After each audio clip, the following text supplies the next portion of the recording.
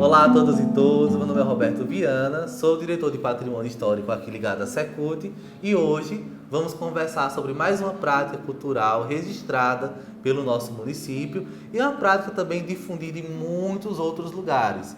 Não é uma exclusividade de Juazeiro, apesar de em Juazeiro ter traços muito característicos. É o rito da reza, as rezadeiras, os rezadores. Então, é uma prática muito interessante, muito curiosa, organizada aqui em nossa cidade. Para pensar nessa prática, é importante pensar em uma experiência histórica de longa duração, que é o poder ritual fornecido para os leigos. Então, a Igreja Católica ela tem assim muitas camadas, muitas estruturas, mas tem uma que é bem simples.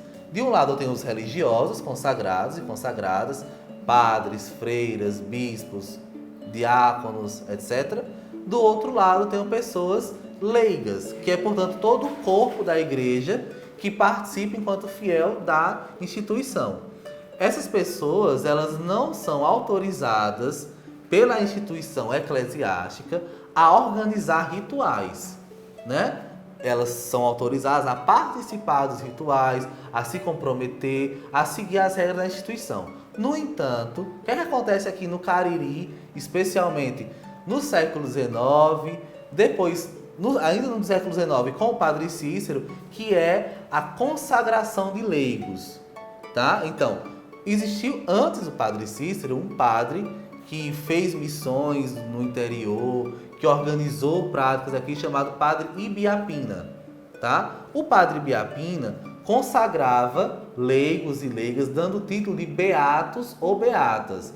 Um beato, uma beata, não é um religioso dentro da igreja, mas o Padre Ibiapina consagrava essas pessoas e dava a elas certas liberdades de culto, né? Liberdades religiosas. Então, as beatas, por exemplo, algumas vestiam hábito, né? Faziam votos de castidade, mas não são religiosas consagradas dentro da igreja. O Padre Cícero absorve essa prática e também organiza ela ao seu modo, né? O que acontece? Muitos desses beatos, beatas, leigos que não tinham poder dentro da igreja, mas que tinham muito poder simbólico nas suas comunidades, começam também a pensar em outros rituais, tá? A fazer outros rituais que já haviam aprendido, já estavam incorporados na sua existência, no seu corpo e nas suas práticas há muito tempo. Um desses rituais é o ritual da reza. O ritual da reza é um ritual híbrido, né? Alguns preferem sincrético. Essa questão de nomenclaturas é um grande debate acadêmico que não nos interessa aqui. O que interessa é saber que é um ritual que mistura raízes católicas com práticas ameríndias, com práticas africanas e que se misturam, portanto, em uma única prática, a prática da reza, que tem a ver com os rituais de cura. Então, um rezador, uma rezadeira, ele, através de vários instrumentos e através de vários materiais, começa a fazer um ritual, uma reza, em que vai tentar curar as pessoas, vai tentar tirar o malefício e trazer um benefício para aquela pessoa. Portanto, esses rituais têm também formas ameríndias, formas africanas. Eu, na minha dissertação de mestrado, trabalhei com um grupo de penitentes, né? Quem quiser ter acesso a essa dissertação, está disponível no banco de dissertações do Programa de Pós-Graduação em História da Universidade Federal de Campina Grande, chama Passado Perpétuo. Nessa dissertação, eu investiguei também algumas falas de rezadeiras e rezadores, e tinha uma que me deixava assim muito espantado e curioso, que ela dizia bem assim, vou reproduzir da forma como ela dizia, mas vocês vão entender. Com 3 te colocaram, com 3 eu tiro, que todos os males que você tem vá para as ondas do mar.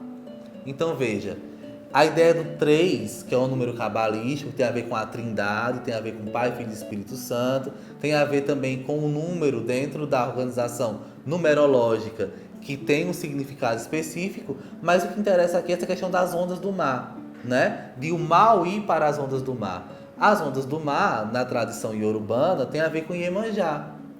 Então, essas pessoas, elas de alguma forma vão se agregando a uma prática que não é nem a prática católica, mas também não é a prática africana, mas também não é a prática indígena. É uma coisa diferente de todas elas, mas que tem a ver com todas elas. É algo híbrido, né?